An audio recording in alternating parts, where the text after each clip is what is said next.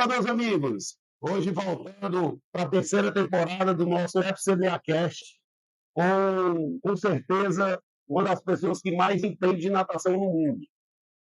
Ele é um cara que tem mais de 40 anos de experiência no esporte, já liderou equipes em 6 países diferentes, desde 1999 está residindo nos Estados Unidos. Além de técnico, passou a ser jornalista esportivo, tendo atuado nas principais emissoras de TV do país, já cobriu diversas Olimpíadas. Aqui no nosso FCDA Cast, episódio 01 da nossa terceira temporada, o nosso querido coach, Alex Pucciarelli. Muito prazer, muito obrigado pela sua participação de quase em cima da hora, né? Você que veio fazer a clínica aqui em Fortaleza, agradecer ao BNB fazer essa entrevista com você.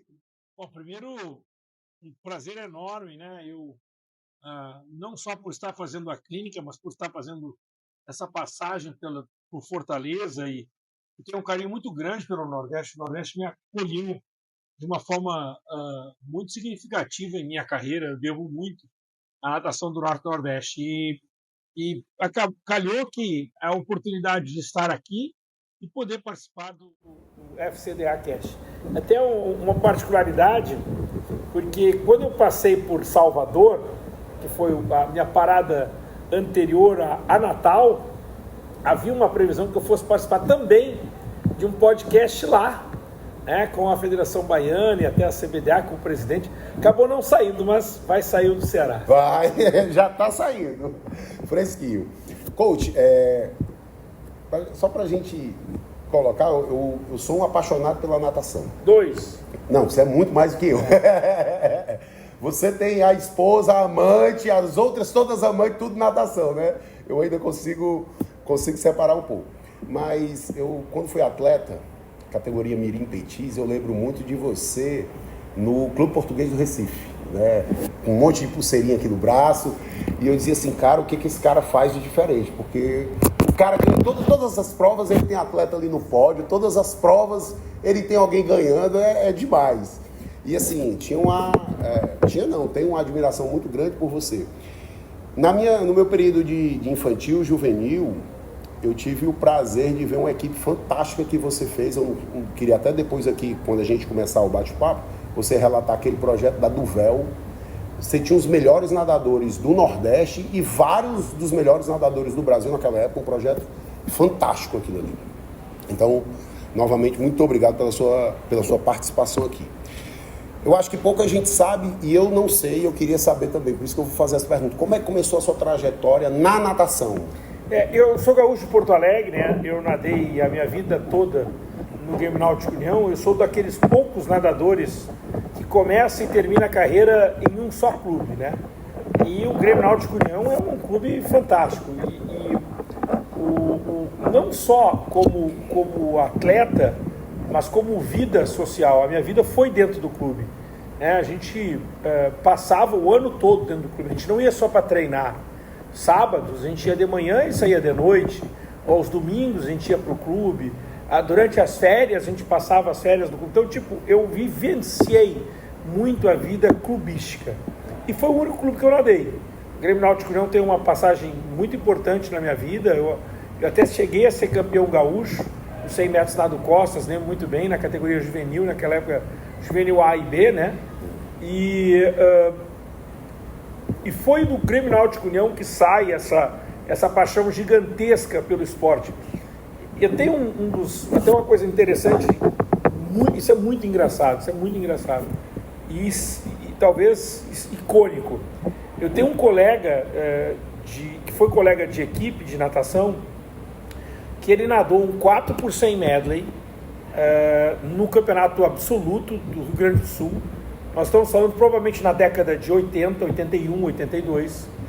E eu peguei o cartão de revezamento, escrevi os nomes dos atletas e os tempos que eles iriam fazer. E eu botei 4 e 1. E eles ganharam a prova com 4 e 1 e alguma coisa.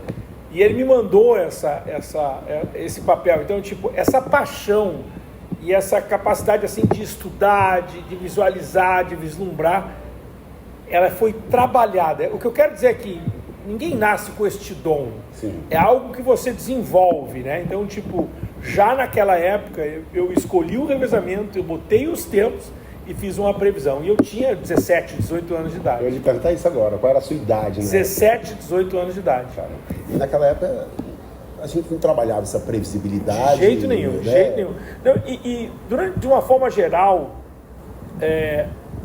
a natação primitiva, né? Nós não tínhamos internet, nós não tínhamos... Os resultados sempre foram difíceis. Até o meu próprio início como técnico, lá no Clube Português do Recife, eu lembro que nós íamos para os campeonatos brasileiros e eu lembro um treinador que trabalhava junto comigo nesse aspecto, que era o professor Rogério Arapiraca. Nós juntos, nós desenvolvemos quase como uma rede, que era por telefone que a gente pegava os resultados. Então eu ligava para ele, olha, consegui o resultado do Rio Grande do Sul, e ele conseguiu o resultado do Rio, conseguiu o resultado de São Paulo, nós montávamos, porque a gente não sabia o que ia acontecer, né? E aí vamos dizer assim, desses primórdios, nós estamos falando ali já na década de 80 para 90, eu já chegava na competição dizendo quem iria ganhar. E porque você ia acumulando os resultados ali. Gente, isso é uma coisa, como eu disse, é trabalhado, isso é produzido, né? E eu nunca vou esquecer que o Unisanta nunca tinha sido campeão brasileiro, nunca tinha sido campeão brasileiro. Em um campeonato brasileiro em Recife, eu cumprimento o Márcio Latuffi e digo aí, Márcio, tudo bem? Parabéns. Ele era o técnico da Unisanta, né? Nós estávamos terminando o congresso técnico, você vai ganhar a competição. Ele olhou para mim e disse assim, eu não estou acreditando, você vai ganhar a competição. E aí ele disse que saiu correndo, ele fez uma reunião de emergência no hotel, reuniu a equipe e disse, a gente vai ser campeão. Porque o Pucci falou que a gente vai ser campeão. Que massa! E foi campeão. Que massa! Isso é muito legal. Eu lembro, 1995, acho que eu estava Petis 2, por aí, Petis 1, Petis 2, e foi logo quando começou a chegar a internet no Brasil. E eu lembro da primeira coisa que eu pesquisei no site de busca, que era o Yahoo, que era natação. Tinha 3 ou era 4 tópicos de natação, não tinha muita coisa, era 2, 3 fotinhas e nada mais. Hoje em dia você tem uma infinidade de informações, né, ali. E naquela época você já conseguia produzir informação, produzir dados só com ligações telefônicas e os contatos, né, a rede de contatos que você criou. Ao longo dos anos isso foi ficando mais fácil, e inclusive hoje isso é bem mais abrangente. Hoje ninguém tem direito de não estudar, né? Hoje é quase que inadmissível. Sim. E uma das coisas que eu acho muito legal é que esse acesso monstruoso à informação, ele nos colocou em desafios, né? Porque hoje você acaba consumindo determinadas informações que nem sempre são as melhores informações ou dicas de treino, não? E você começa a ter que criar um próprio filtro sobre esse aspecto, né? Então eu sou uma pessoa que veio da internet, cresce na internet e até é interessante que, né, eu trabalhei em televisão por um bom tempo e hoje eu não quero voltar para a TV. É mesmo? Não para mim, eu acho que hoje na internet eu consigo ser muito mais técnico na internet. Na televisão havia uma certa restrição à minha capacidade de verbalizar a informação. Na internet é um nicho. Na internet é um nicho, então você consegue trabalhar em cima desse nicho, né? A televisão ela entrou num processo o jornalismo esportivo especificamente, ele deixou de ser jornalismo esportivo para se tornar entretenimento esportivo. Então é muito comum hoje os influencers ou os ex-atletas serem os comentaristas. A informação não é mais vamos dizer assim, o mais importante, não é. E não coloquem a culpa na Globo nisso, sim. Porque isso é global, viu? Isso é global. É porque é mais fácil de vender. Eu acho que é uma perda muito... Gente, é o seguinte, vamos ser sinceros. Quem assiste televisão? Sou eu, é você, a galera de 40 a mais, né? Essa gurizada não vê ninguém. Assiste não. Não vê TV, não vê. Então, como você perdeu um público, as televisões, elas começam a pensar em formas e alternativas para trazer esse público. Essa é a realidade. Então, você bota lá Jojo Todinho comentando futebol. Sim. E ela coloca mesmo. Você coloca Felipe Melo comentando futebol. Então, é uma forma de você trazer o jovem de volta. E os próprios atletas. Os atletas não são profissionais de comentários. E tem uns que estudam um pouco mais, outros estudam um pouco menos, mas ali ninguém quer saber muito o que eles sabem. Eles estão ali por ser o atleta. Sim. Então, a imagem é imagem deles. Então, eu acho que isso não me agrada mais, isso não me atrai. Eu acho que no streaming você consegue ser um pouco mais técnico, você consegue aprofundar um pouco mais a informação. Por exemplo, foi um fenômeno, foi um desafio muito legal ter trabalhado a Olimpíada pela Cazé. Foi muito legal, foi muito bom. Só que não estava previsto que eu iria para Paris, que eu queria ir para Paris, eu decidi que eu ia para Paris. E a Cazé TV me queria no Rio. Ela queria que eu estivesse no Rio de Janeiro. Então, a quem assistiu pela TV, quem assistiu pela Cazé, a culpa do meu som ruim em Paris é minha. Porque eu que insisti em ir para Paris. Então, a culpa é minha. Então, a Cazé, ela me queria muito. Ela me quer novamente. Eles vamos fazer outros episódios e eventos e coisas. Mas eu não vivo natação só na Olimpíada. Então, fazer a transmissão no Rio de Janeiro, para mim, é diferente para Paris. Total. Então, eu tenho uma outra... Hoje eu estou passando pelo Brasil todo, eu consigo falar alguma coisa do que eu vi em Paris. Se eu tivesse assistido pela televisão, o grau de informação que eu teria passado seria muito limitado. E eu não vivo natação só durante a Olimpíada, eu vivo a natação todos os dias. Eu assisti muito as suas lives com o Patrick, né? Perfeito. E o seu comentário é muito... Você gosta de ser muito técnico no comentário. Eu acho que é isso que não vende tanto na TV, né? Só que pra gente que é amante da natação, a gente gosta desse comentário técnico, né? A gente espera o seu comentário, porque aquela prova... Né? Você fez acho que não foi Paris, foi Japão. Tóquio. Isso foi muito legal. Tóquio, você fez um comentário do 4x100 que... Nossa. Eu gostei muito da cobertura de Tóquio. Acho que eu gostei até mais de Tóquio do que de Paris. Paris eu fiquei um pouco incomodado por conta da qualidade do som. Mas tem uma coisa que eu acho que há alguns anos eu assisti uma palestra, o segredo do coach, né? No comentário é o seguinte, o segredo é o seguinte. Uma vez eu assisti uma palestra, eram palestras, uma série de palestras de 30 minutos, e entre essas palestras de 30 minutos foi organizada pela antiga FINA, hoje o World Aquatics, e era um produtor da TV Asahi do Japão, que é a maior transmissora em número de horas de natação do mundo. E a TV Asahi, ela transmite campeonatos escolares, universitários, campeonatos nacionais e internacionais. Então, no mundo inteiro a TV com o maior número de horas de transmissão de natação. E ele tem, dentro da TV Asahi, uma produção diferenciada. E essa palestra foi uma palestra sensacional.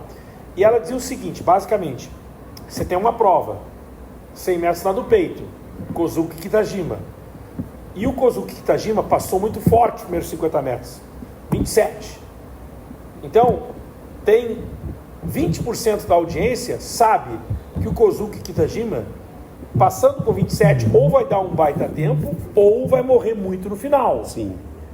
Mas 80% de quem está assistindo não tem nem ideia do que é 27 e talvez nem saiba quem é Kozuki Kitajima. Então, o que a TV Asahi faz? Ela cria uma história. Todas as provas, ela tem uma história para contar. Kozuki Kitajima, 2 vezes campeão olímpico, que nasceu aqui, que é filho de não sei quem, que a mulher é engenheira e tal. Tá aí a história. Ou seja, todas as provas têm uma história a ser contada. E a história a ser contada, ela não necessariamente está ligada a quem vai ganhar a prova. Então, o que eu faço? Antes de transmitir uma competição, eu tenho uma história para contar em todas as provas. Sempre tenho. Eu me produzo para isso.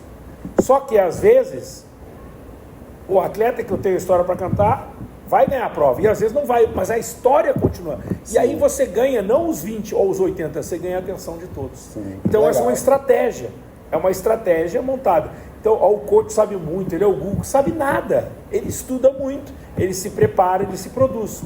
Esse é o segredo. Eu tenho uma amiga técnica, até técnica do meu filho, que ela diz assim, eu quero saber onde é que o coach consegue tanta informação, porque a gente procura e não encontra. Isso, rapaz, é verdade. Eu acho que ele caça, ele bota detetive atrás dos atletas, porque, cara, ó, ele não estava bem há 3 semanas atrás, ele estava passando mal, eu disse, caramba, como é que o cara sabe tanta informação? Agora, o mais legal da nova fase minha é que agora, graças ao streaming, eu conheço as crianças desde o petis. Sim, Não, sim. agora como comentarista eu vou deitar. Porque agora eu conheço o Murilo Sartori desde os 11 anos de idade. Então no dia que ele for campeão olímpico, eu sei tudo sobre ele. Sim, massa. Porque eu acompanhei todo esse processo. O streaming, ele traz para nós uma outra oportunidade. Então é diferente. E eu acho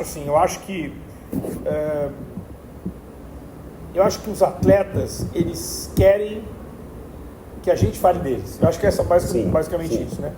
Então, tipo, um dia eu estava comentando, eu disse, cara, eu achei um negócio interessante que os meninos terminam as provas e correm para a arquibancada para pegar o celular, para ver no YouTube o que o coach ou o Sincero falaram de mim aí.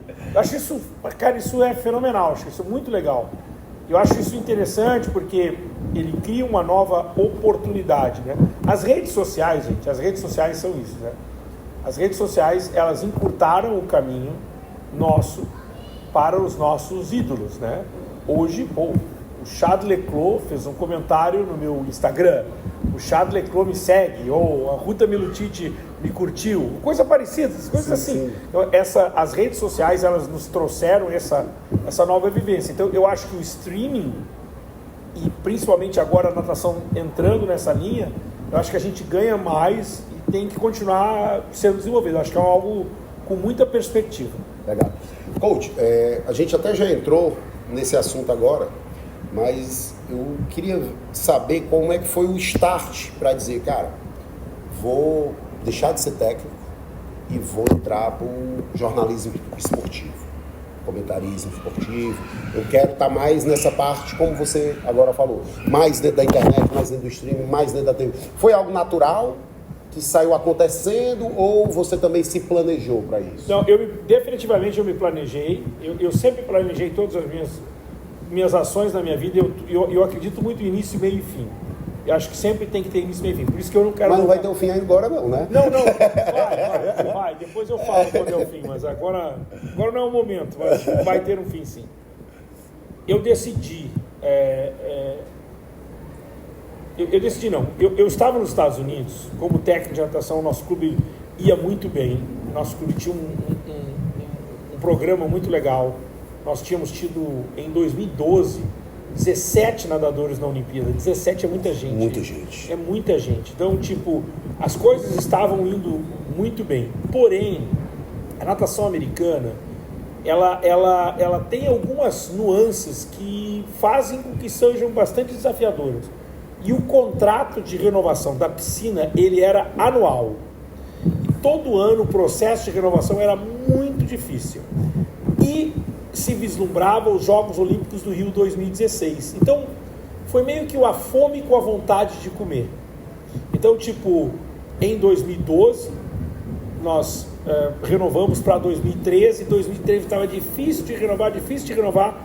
Eu entrei em contato com o Sport TV entrou em contato comigo, nós conversamos, e aí o Sport TV disse assim, coach, eu quero você como comentarista. Raul Costa, o maior diretor que eu já tive do Sport TV, disse, eu quero você como comentarista da natação no Rio 2016, só que eu não quero você nos Estados Unidos, eu quero você no Brasil. E eu disse, pronto, vamos negociar, e negociamos, e deu tudo certo. Aí você veio para o Brasil nesse período? Eu voltei para o Brasil em 2014, me aposentei da borda da piscina em 2013, aí eu volto para o Brasil em 2014, né? E aí eu fiquei até o Rio 2016 praticamente focado na cobertura, né, dos Jogos Olímpicos. E quando terminam os Jogos Olímpicos, até uma história interessante, quando terminam os Jogos Olímpicos, eu eu tinha contrato até o final da Olimpíada. E esse meu diretor era um cara tão bom, tão visionário, que eu fui no Sport TV em outubro de 2016, depois de várias e várias tentativas de me reunir com ele, né? Esperando que eu ia ser mandado embora para voltar para os Estados Unidos, que terminou o Rio em 2016. E eu fui para lá para... coach, eu vinha... Raul, eu vim aqui para me despedir ou coisa parecida. E ele disse, não, eu te chamei e foi para outra coisa. A gente vai fazer a cobertura do Campeonato Mundial de Budapeste e eu vou botar o Mark Spitz para trabalhar contigo. Foi, então, cara, sabe, é aquela coisa assim, muitas vezes você não tem noção da dimensão. E a cobertura de 2017 foi incrível. A gente teve uma cobertura fantástica, o Mark Spitz do nosso lado todos os dias. Nós fomos matéria em todas as televisões do mundo falando do Mark Spitz na nossa cabine, cara, era muito legal. Mark Spitz é uma pessoa maravilhosa. Aliás, eu pensei que a ideia foi sua. A minha ideia é outra. Eu me apaixonei foi pela esposa do Mark Spitz, que ela é uma pessoa maravilhosa e eles namoram desde o high school, cara, sabe? Caramba. É uma história. Mark Spitz é um cara sensacional. E é um setentão, cara, sim, né? Sim. E aí foi muito legal essa história do Mark Spitz, muito legal. A minha ideia, e foi feita no Campeonato Mundial, é o seguinte: o Mark Spitz, que é depois do Michael Phelps, é o maior medalhista da história da natação olímpica, ele nunca foi campeão mundial. Ele nunca ganhou uma medalha de campeonato mundial. Por quê? Porque o Mark Spitz se aposenta em 1972 e ele começa a trabalhar em 1973. O mundial, a primeira edição do mundial é em 73. Então ele se aposenta em 72 e ele nunca ganhou o mundial. Então eu disse, cara, que tem uma jogada aqui, né? E aí a gente fez várias reuniões, como é que ia tratar com os Spitz, aquela coisa toda e tal. E eu disse, galera, a gente tem que fazer uma homenagem para ele. Qual é a tua ideia, coach? A minha homenagem para ele é o seguinte: ele nunca foi campeão mundial, nós vamos produzir uma medalha do mundial para ele. E, cara, os caras compraram a ideia, cunharam uma medalha bonita. Então hoje o Mark Spitz tem uma medalha de campeão mundial, ou de campeonato mundial, graças a essa ideia que eu tive, que eu achei... Que legal. Eu acho sensacional. E ele se emocionou, a mulher então mais ainda. Foi um negócio bem legal, bem bacana. Qual foi o momento mais marcante até hoje da sua carreira? Como técnico ou como comentarista esportivo? Tem algum momento? Não, eu acho que são coisas muito distintas, muito distintas. Eu acho que como técnico, sem dúvida nenhuma, a passagem pelo Clube Português do Recife.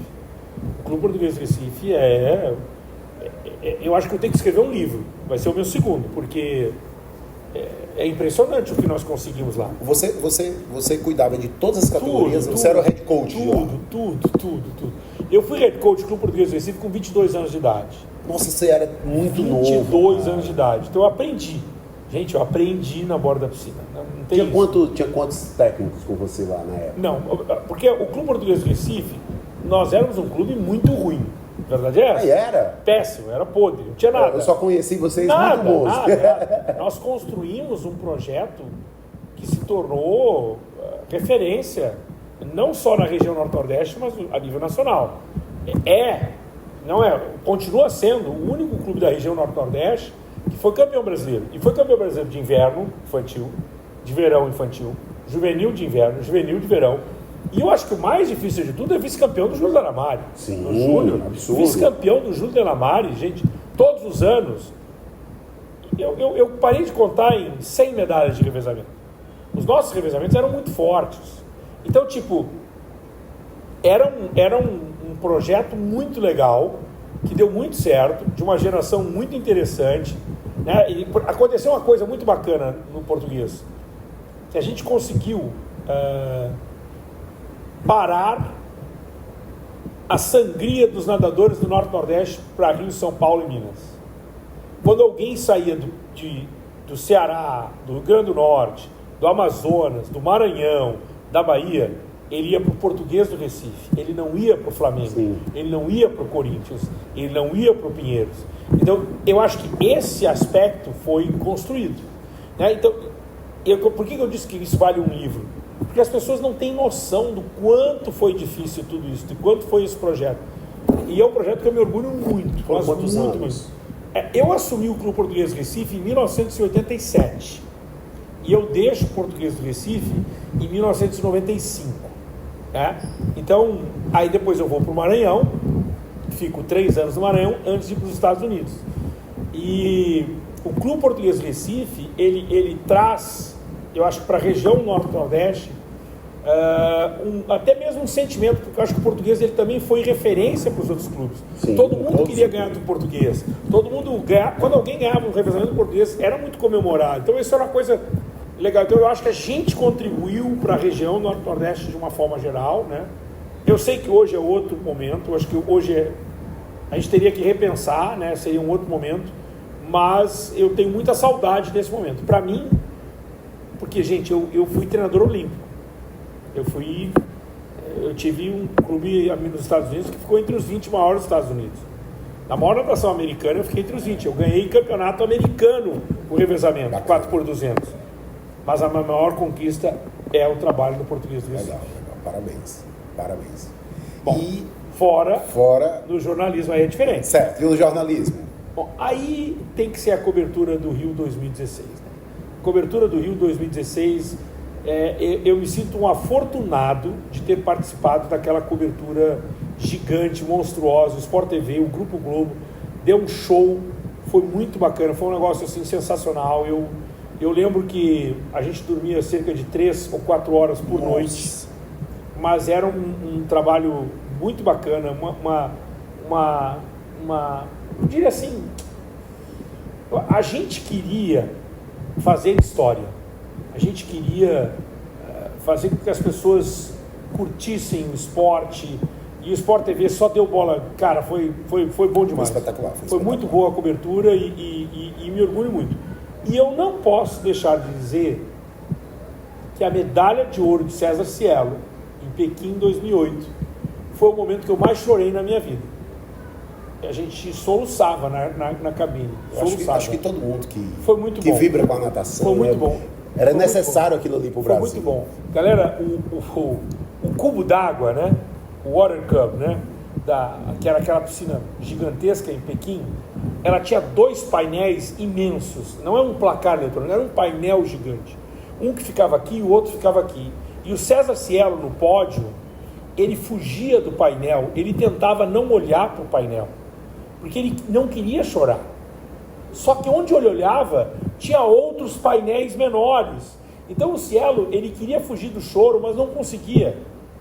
E tu vê que ele dá até uma hora que ele desaba. E quando ele desabou de chorar, o público chinês foi super receptivo e começa a aplaudir.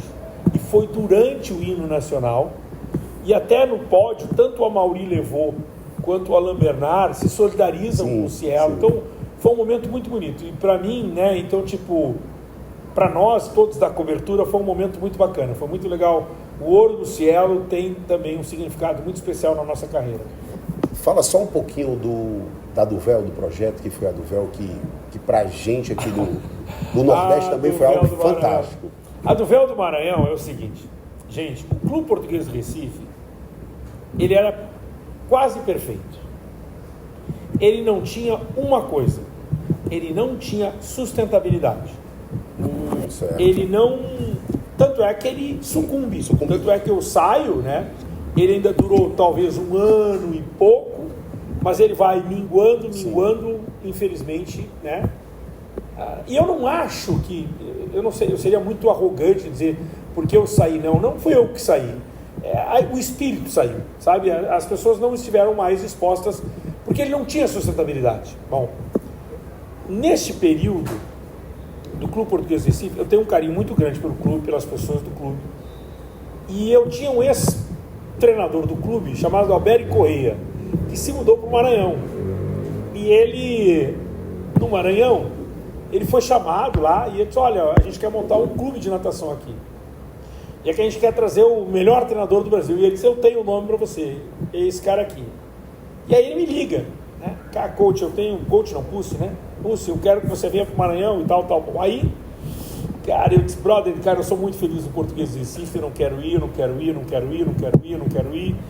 A moral da história, ele ligou 2 vezes, 3 vezes, cara, ele disse assim para mim, Pulse, faz o seguinte, faz uma proposta. para os caras não aceitarem.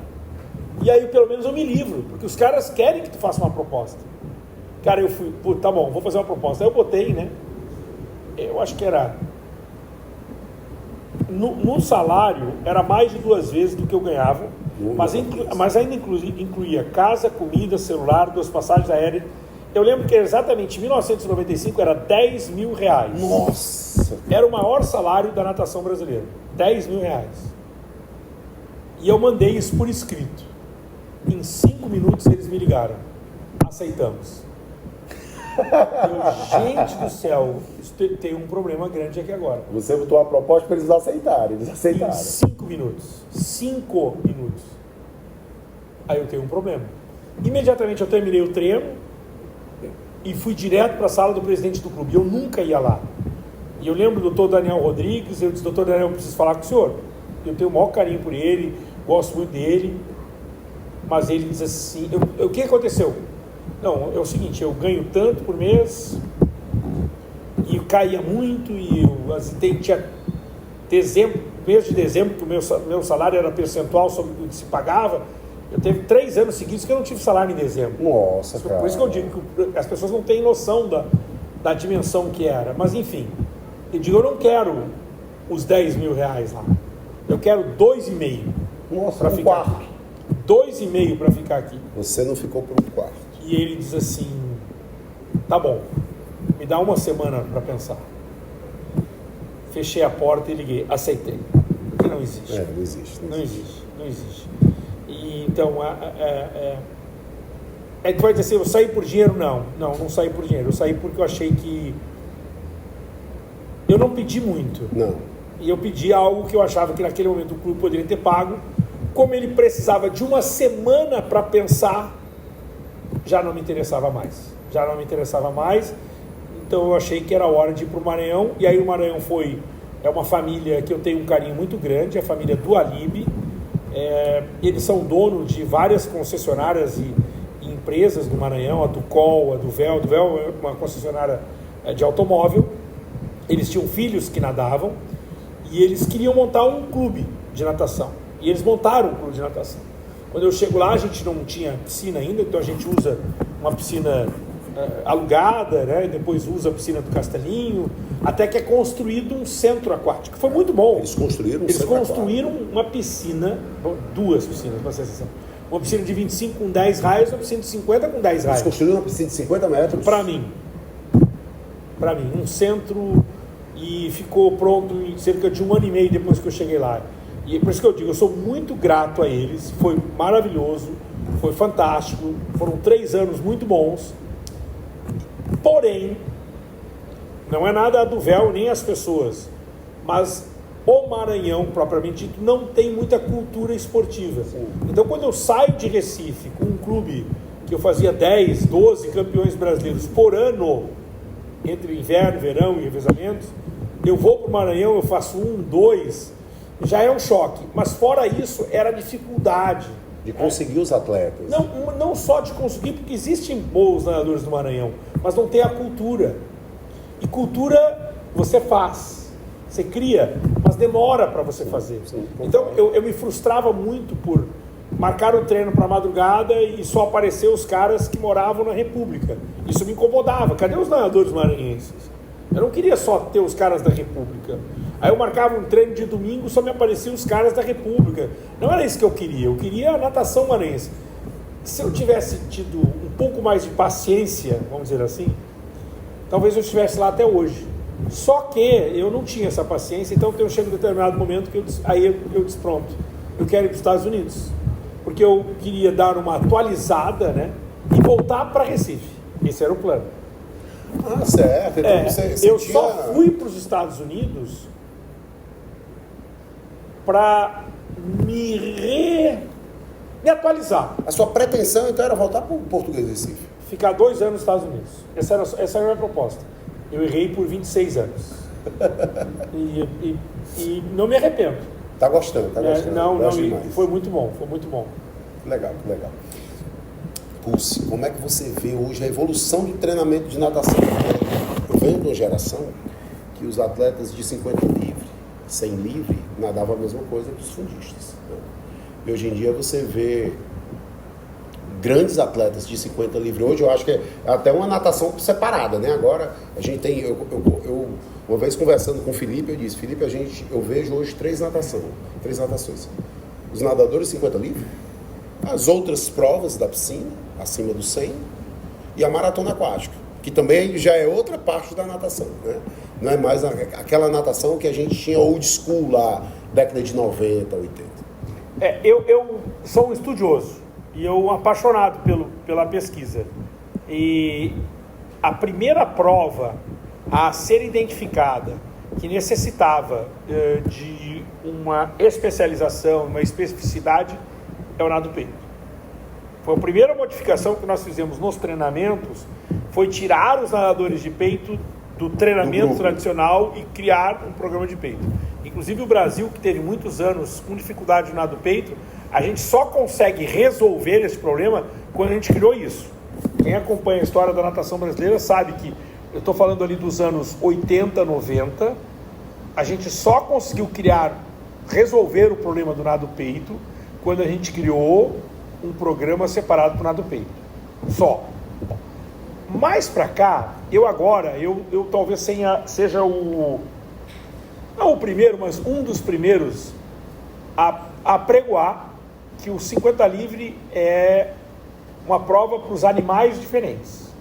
50 metros nado livre é uma prova para uma espécie diferente de atleta. Eu concordo. E eu tenho dito isso muito. Essa agora foi a primeira Olimpíada da história. Gente, o 50 livre entrou na Olimpíada 88. Em 1988 em Seul. É a primeira vez que os 8 finalistas do 50 livre não tinha nenhum na prova do 100 livre. É a primeira vez. É um dado significativo. A gente não pode esconder que o Maxime Grousset classificou para a final, mas ele sai da final. Sim, claro. Mas é a primeira vez. Então é a primeira vez que você tem 8 animais diferentes, né? Do 100 livre e do 50 livre. Em compensação, você tem 4 dos finalistas do 100 livre que estão na final dos 200 livres. Sim. Então, da mesma forma que o 50 livre se distanciou do 100, o 100 se aproximou dos 200. Eu acho que esse é um aspecto interessante. E aí tu vai me perguntar, tá bom, coach, tu está falando dos homens, e por que nas mulheres não acontece a mesma coisa? A minha resposta é ainda, por enquanto, porque há uma diferença de força entre homens e mulheres. A prova dos 50 metros nado livre ela é predominantemente de força, de potência, de explosão, e as mulheres não têm os mesmos níveis de testosterona dos homens, então há uma diferença. Mas, por exemplo, a Sarah Johnston, para mim, é a primeira mulher que vai ser essa espécie diferente. E eu acho que e ela agora vai ser mãe, né? Acabou de declarar que está grávida. Eu acho que em 2028 ela só vem para nadar os 50 livre. Como vários homens fizeram. Não, como campeão olímpico. Todos os homens. Todos os homens que estavam ali, o Cameron McEvoy, Ben Proud, Florent Manadou, só nadaram os 50 livre. Só nadaram os 50 livre e os 100 livre no revezamento. Só nadaram os 50 livre. Só nadaram os 50 livre. E o Florent nadou o revezamento mais por uma questão de... Mas essa é uma... Para mim é uma espécie diferente. E precisa ter uma abordagem distinta e Caleb Dressel disse que quer nadar Los Angeles só os 50 livre. Eu imagino que talvez seja uma ideia inicial. Eu tenho minhas dúvidas. Se ele vai chegar? Eu tenho minhas dúvidas se Caleb volta. Sim. Eu tenho minhas dúvidas.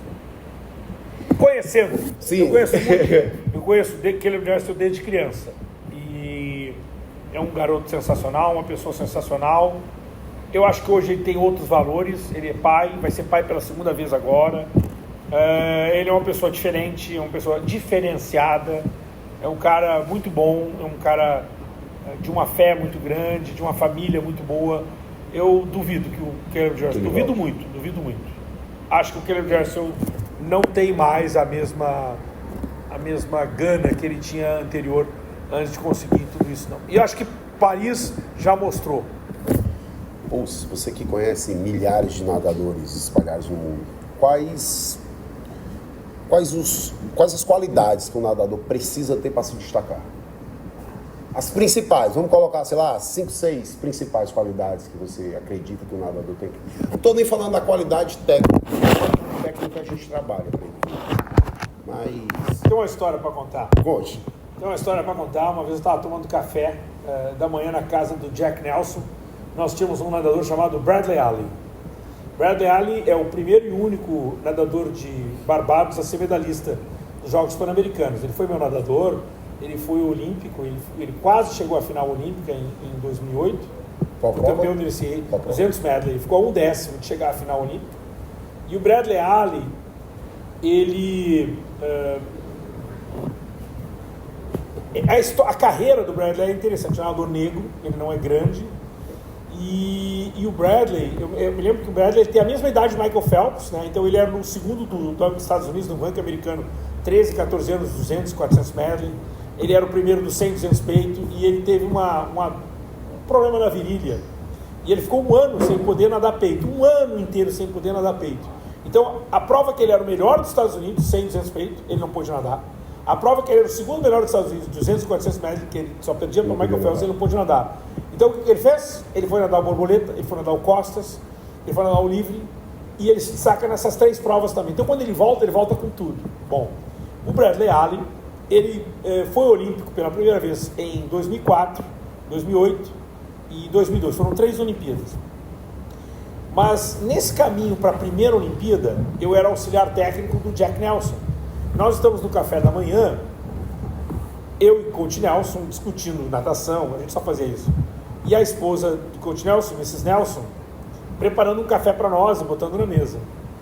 E o coach Nelson já era um senhor de idade, já tinha seus 70 e poucos anos, e eu não era só um auxiliar, eu era mais do que isso, eu era um escudeiro do coach.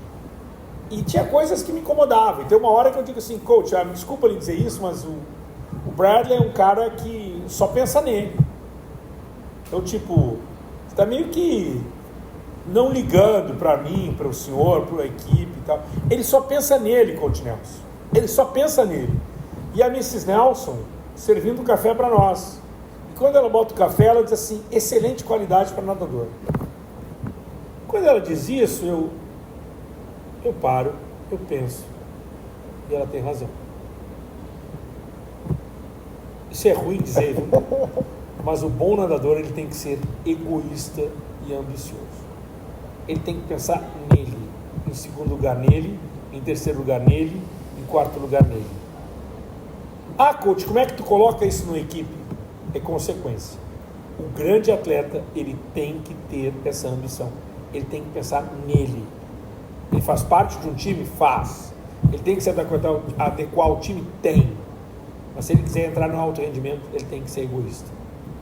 É ruim isso, hein? É pesado, hein? É ruim, hein? Apaga. Como é que você está vendo o Brasil para as próximas gerações? Vamos pensar em Olimpíada. Não vamos pensar em Mundial, vamos pensar em Olimpíada.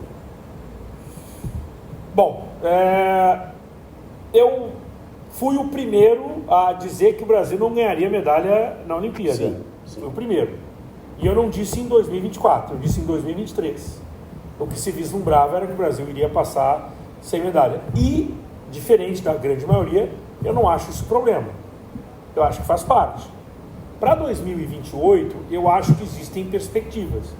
Especialmente Caribe, especialmente até as meninas, eu acho que a gente está caminhando bem. 4x200? Eu acho que as meninas estão caminhando num programa muito legal, acho que há uma evolução.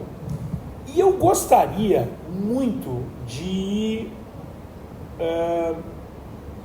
dizer que Cachorrão também. Só que eu quero alertar algo. O Cachorrão já era o nadador mais velho da prova dos 400 livre em Paris. Eu ia falar isso agora. Ele já era o mais velho. Então, talvez a hora era essa, talvez, né? Eu não quero dizer que não, mas é algo que preocupa a juventude do Cachorrão. O Cachorrão pode ser campeão mundial ou medalhista em mundial nesses próximos mundiais que vem pela frente, e vamos ver se ele consegue segurar mais 3 anos, mas é difícil, porque ele já era o mais velho da prova em Paris. Como é que O que mudou a forma que a mídia cobre a natação ao longo desses anos? Quando você começou e quando a gente está vendo hoje? Você acha que é mais pelo streamer? Você vê outra situação? Eu não vejo futuro na TV. Eu vejo que a TV cada vez mais distante da galera. A galera não vê TV. Não vê. Quem vê TV são os nós, os velhos. Sim. E eu vejo TV, muita TV. A garotada não. Eu também vejo. Muita. Meu filho então, eu acho que ele não sabe nem passar um canal na TV. Gente, eu não trabalho sem TV ligada. Eu também. Eu não trabalho sem TV ligada. Isso não existe. Eu gosto. Né? Então, tipo, a zoada é importante. Não, o tempo todo, é 24 horas por dia TV ligada. Para mim é fundamental. Só que o público não somos nós, né? As pessoas, então, tipo... Agora, a cobertura propriamente dita, eu acho que houve um ganho tecnológico muito grande. Nós estamos caminhando cada vez mais para as transmissões remotas. O que eu quero dizer é o seguinte: eu era o único comentarista do Brasil, não era só da Cazé. Eu estou falando Cazé e Rede Globo. Certo. Entre todos os esportes que estavam em Paris. Nossa, cara, o único comentarista. O único. Não tinha repórter, mas tinha comentarista produtor. não. Comentarista não. Eles até fizeram, por exemplo, o Milton Leite, César Cielo, eles viajaram para Paris, eles transmitiram a abertura da Olimpíada e voltaram para o Rio. Por quê? Porque a transmissão, o avanço tecnológico é tão grande que hoje, dentro do estúdio, você controla a luz, iluminação, tal. Por que tu vai tirar E a galera acha que é para economizar dinheiro. Não é, custa caríssimo uma transmissão. Mandar um cara para lá não é caro. O problema é que quando você manda um cara para lá, você tem a vulnerabilidade do som sair ruim, como estava o meu, do áudio ser ruim, da luz, de cair a transmissão. Então, no Rio, você tem tudo sob controle. Então, cada vez mais, tem mais câmera, tem mais tecnologia e tem menos presença. Então, as coberturas vão ficar mais impessoais. Não no streaming, porque eu vou estar presente. Legal. O que falta para o Brasil ter mais medalhistas olímpicos na natação? Nós não temos um programa. Nós vivemos de talentos pontuais. Nós não temos um programa. Nós vivemos de talentos pontuais. Então, nós temos nadadores que aparecem, desaparecem. Nós não temos um programa. Não temos. Isso é fato. Há uma tentativa de se criar, acho que um esforço muito bacana, tanto nas águas abertas, natação agora, natação de base, tentando se organizar. Isso é muito legal. Eu fico muito contente que há esse movimento, mas nós não temos esse programa. Não temos ainda. E tomara que a gente consiga estabelecer essa linha. Porque um programa, ele daria muito mais perspectiva para nós, né? Porque nos Estados Unidos, é claro que, por exemplo, Michael Phelps aposentou, Caleb Dressel veio. O Caleb Dressel agora talvez não seja a bola da vez, já tem um monte de guri novo aparecendo. Sim. Então, tipo, é isso que está precisando de nós. A nossa natação, ela não tem esse tipo de coisa. E a gente precisa.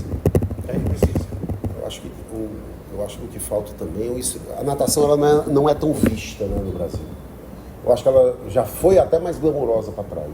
Hoje, pelo menos aqui no nosso estado, a gente já teve campeonato aberto com 400 atletas, 500 atletas. Hoje não tem mais isso. Tem uma estatística minha, que ela é dura, ela é real, e ela é até difícil de aceitar. Hoje, nós temos mais piscinas, mais profissionais, mais gente nadando e menos gente competindo. Sim. E aumentou a população. Então, tipo, por que que não as pessoas se afastaram da competição? E eu acho que nós, profissionais da área, precisamos fazer alguma coisa. Eu estou muito descontente com o que está acontecendo na natação do Nordeste. muito descontente. Não é pouco, muito. São poucos polos de treino. Muito. Eu tive a oportunidade agora, graças a essa passagem que eu estou girando pelo país, eu estive em Aracaju, eu estive em Salvador, eu estive em Natal, eu estou em Fortaleza. Eu vi, ninguém me contou, eu estou vendo. Eu estou muito descontente com a natação, mas não é pouco, é muito. Gente, se a gente não se ligar, a gente vai ter problema. A gente vai ter problema porque a gente teria que ter mais gente nadando. Nós temos muito poucos nadadores na base. Muito poucos nadadores na base. E não está sendo feito nada para se recuperar esses atletas. E aí eu quero trazer, porque o problema de evasão do esporte de alto rendimento, ele também está acontecendo a nível global, viu? Cada vez mais se faz mais atividade esportiva, mas cada vez mais se faz menos atividade esportiva de alto rendimento. Então, isso, o Comitê Olímpico Mundial ou Internacional já identificou. O que eles fizeram? Vamos aumentar a audiência para a nova geração. Surf, skate, escalada, breakdance. Entraram até na Olimpíada, né? Por conta disso. Porque há uma perda gigantesca do interesse da nova geração. Alguma coisa está sendo feita. O que nós estamos fazendo? Norte e Nordeste tem que se ligar, porque o número de jovens atletas, mirim e petis, está caindo cada vez mais e não tem sido feito nada. Se os profissionais não se derem conta, nós vamos ter problema. E é uma geração diferente da minha geração, da sua geração, que funcionava com muita pressão. Essa geração não funciona com a pressão que nós funcionávamos. O tempo muda, né? A gente não pode fazer a mesma coisa que fazer. Pois é, tem que fazer algo diferente. Eu não disse a você que a gente no Português Recife fez isso, fez aquilo outro. Se eu tentasse fazer a mesma coisa hoje, não daria certo. Não teria tido o sucesso. O tempo é diferente. Não dá para tu viver do passado. As pessoas hoje, elas têm um outro tipo de visão. Então, mas alguma coisa tem que ser feita. Do jeito que está, nós vamos ter problema. Se você pudesse mudar alguma coisa nessa estrutura, no que está acontecendo hoje, na estrutura do Brasil, vou dar uma dica para o Diego aqui, presidente da CBDA, o que ele poderia fazer de imediato, uma ideia. Teria algo assim que você tirasse da cartola? Dissesse, Diego, vamos começar por isso. Na natação nada se cria, né? Tudo se copia. Eu acho que tem várias coisas que podem ser feitas. Por exemplo, eu gosto da natação Masters, que premia os campeonatos nacionais com 3 categorias. O campeão brasileiro das equipes grandes, das equipes médias, das equipes pequenas. Acho isso fantástico. Eu acho que os campeonatos brasileiros absolutos tinham que ter o campeão sub-18. Então, por exemplo, o Troféu Brasil de Natação. Campeão da prova, Stephanie Steverink. Tinha que dar também a medalha de ouro para o melhor nadador de 18 anos. Legal. Você incentivaria a base. Eu acho que deveria ser proibido, viu? Não é nem autorizado, é proibido você participar de mais de uma seleção brasileira por ano. Na base. Não? Não, eu acho o seguinte, qual é o objetivo do ano? É o campeonato mundial? Então, se você vai ter um campeonato mundial júnior e um campeonato mundial absoluto, você vai para qual? Você vai para o mundial júnior? Você vai para o mundial? Você não pode. Entendi. Você vai para tem mundial júnior e tem sul-americano. Você vai para o sul-americano? Não, eu quero mundial júnior. Por quê? Porque mais nadadores seriam revelados. E especialmente na categoria júnior, gente, não existe seleção júnior para ganhar competição.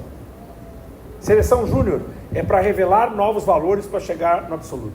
Sim, legal. E na medida que você coloca o mesmo nadador, cara, tem nadador que nada 4 seleções por ano. Para quê? Deixa de treinar, passa a ser um turista viajando pelo mundo. Mais viaja do que treina. E aconteceu já várias vezes e é recorrente. Parece que a gente não aprende.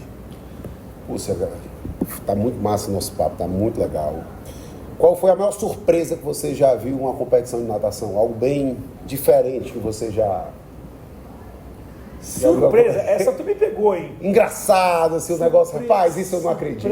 Surpresa. Estilo Eric Mussambani, alguma coisa assim. Tá, eu vou contar uma então. Essa é boa, essa é boa, essa é boa. Jogos Olímpicos de 2012 em Londres. Não, 2008. 2008 em Pequim. Eu vou para a Olimpíada. Foi 2008 ou 2012? Agora estou ficando. Pequim? Não, 2012, Londres. 2012 em Londres. Os uniformes do Sport TV foram enviados diretamente para os comentaristas, né? Só que eu moro nos Estados Unidos e minha roupa chegou nos Estados Unidos, né? E eu nem provei, eu fui com essa roupa para Londres. E Ricardo, como é o nome daquele designer? Não vou lembrar o nome, um designer super famoso aí, a roupa legal e tal. E chegamos lá na Olimpíada e era o dia de abertura dos Jogos Olímpicos, eu ia entrar e eu fui botar o fardamento. Eu disse, gente, essa roupa não é para mim, eu sou fortinho, né? Essa roupa que os caras erraram. E eu liguei, eu não estou indo para a transmissão porque essa roupa não entrou em mim. De jeito nenhum, você vem para cá agora, a gente vai me arranjar uma roupa para você. Eu fui lá, os caras me deram uma roupa diferente, porque as roupas, você pode prestar atenção, a Rede Globo de televisão e Sport TV, todo grande evento, eles trocam o fardamento. Sim. Então a Olimpíada é uma nova roupa, a Copa do Mundo é uma nova roupa, e aí aquela roupa que vai para a Olimpíada fica por 2 anos. A Copa da Copa do Mundo fica por 2 anos. Então, na Olimpíada trocou. Então, é um investimento grande que eles fizeram, só que esqueceram do coach. Então, eu chego para trabalhar e eles dizem, não, agora tu vai trabalhar assim e depois te dá um jeito. E vou falar de novo dele, o meu grande diretor, Raul Costa, cara muito inteligente, ele diz assim, olhou para mim, olhou para a roupa e diz assim, traz uma tesoura aí. E ele pegou a tesoura e cortou a roupa atrás. E aí, então, a camisa e o terno ficava perfeito e ele dizia assim... Ele cortou o terno também? Ele cortou o terno. Cortou o terno e ele dizia assim para mim, na televisão o que importa é o que aparece na tela.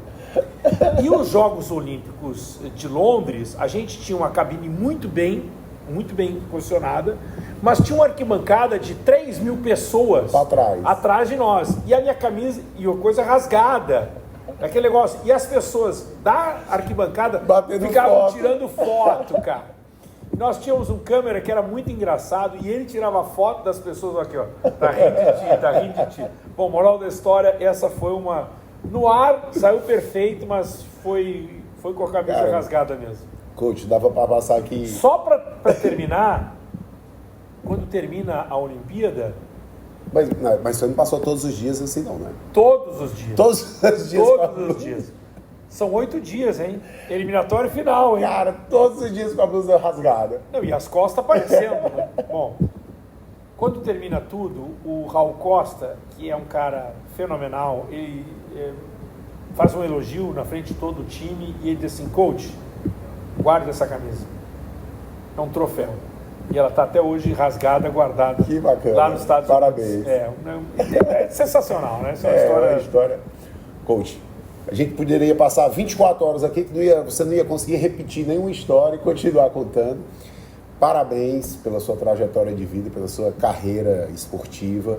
Parabéns por estar partilhando aqui essa clínica aqui com essa garotada aqui do Ceará. Muito obrigado pela sua participação. Espero um dia repetir esse podcast com você. A gente fala de outras coisas, né? Tem muita história aí. Até porque natação é uma coisa que nos une, né? Sim. Essa que é a verdade. E já há algum tempo eu estabeleci isso como meta de vida, né? Quando eu acordo diariamente, eu dizer, o que eu posso fazer pela natação hoje? E é algo que é muito presente, sabe? Então, eu gosto muito do que eu faço. E hoje eu tenho consciência de que eu ajudo. Eu acho isso me enobrece e me enriquece. Então, eu sinto um prazer enorme em fazer com que a natação brasileira cresça. Então, esse ano, por exemplo, foi um ano muito importante para mim em 2024. Eu consegui escrever um livro, o Almanaque da Natação Brasileira. Então, isso um livro gratuito, que conta a história da natação, que nunca foi feito. Então, tipo, são coisas que fazem que a gente... Já vê outras coisas aí. Então, tipo, não é por acaso esse amor, essa paixão, E eu espero continuar fazendo algum tempo, mas em algum tempo a gente pensa em parar. Não para Você não. conversa pra não mais para não. Coach, muito obrigado, viu? Obrigado. Prazer ter você aqui com a gente. Camila, ó, bota aqui o link aqui, ó, do Almanac da Natação do Coach aqui para Download gratuito. Download gratuito. Valeu, pessoal. Até o próximo FCDA Cast. Vixe.